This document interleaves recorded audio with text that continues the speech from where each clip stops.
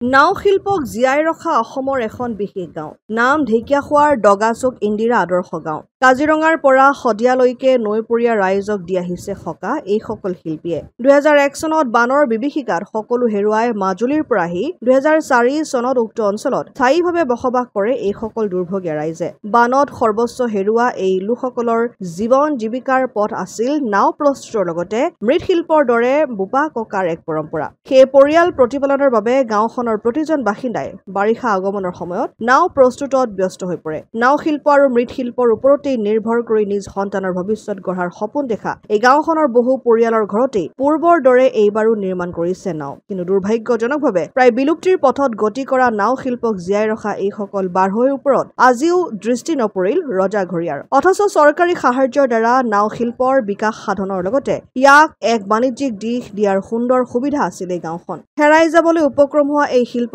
জীয়াই ৰাখিবলৈ ন্যূনতম চৰকাৰৰ পৰা সহায় পোৱাৰ আশা দিন অতিবাহিত কৰিছে এতিয়া এইসকল গঞাই আচলতে মাজুলী শালমৰা মানুহ আছিলোঁ ব্ৰহ্মপুত্ৰ কাষৰীয়া 2001 চন আৰু 2 চনত ডাঙৰ বানপানী আহিছে বানপানী আহি আমাক বিধ্বস্ত কৰি ঘৰ দুৱাৰ উটুৱাই ভাঙি চিঙি লৈ গ'ল তাৰপিছত আমি বহুত কষ্টৰে যেন তেনে মানুহখিনি বাচিলোঁ আমাক মাজুলীৰ পৰা পাৰ কৰি আনি দিলে আনি এক বহুৱালেহি আমি এক 2 বছৰ দিন মাটি চাটি কাটিলোঁ কাটি পেলাই 2004 চনতে আমাক মাটি দিছে আৰু পাছৰ পৰা আমি কিছুমানে হাজিৰা চাজিৰা কৰে তাৰ অলপ দিনৰ পাছতে আকৌ আমাৰ এই মৃৎশিল্প কামটো ওলালে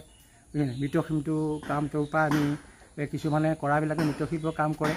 আৰু নকৰাবিলাকে আকৌ আমাৰ এই নাৱৰ যিটো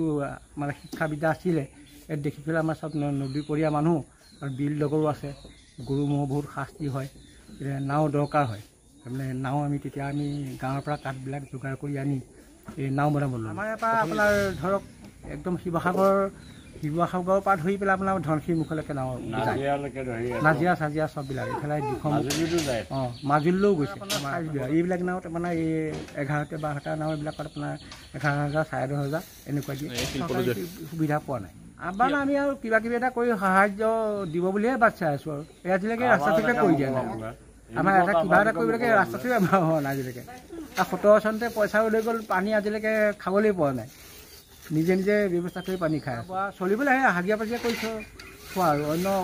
নাই সেই কলহ টিকেলি কৰে কলহ টিকেলি বেছি খালে হাজি কৰে হাজি কৰি খালে নাও কাম কৰে নাও কাম কৰি খালে নাওটো সদায় নচলে বাৰিষা ছমাহে নাওটো কিমান দিন লাগে নাওখন কিছুমান মানে মিস্ত্ৰী খৰতকীয়া আছে তেখেতলোকৰ 5 দিন 6 দিনতে সৰুনাবিলাক ওলায় কিছুমানৰ আছে 10 দিন 12 দিন লাগে এনেকুৱা অসম আদিত্য টিয়ক।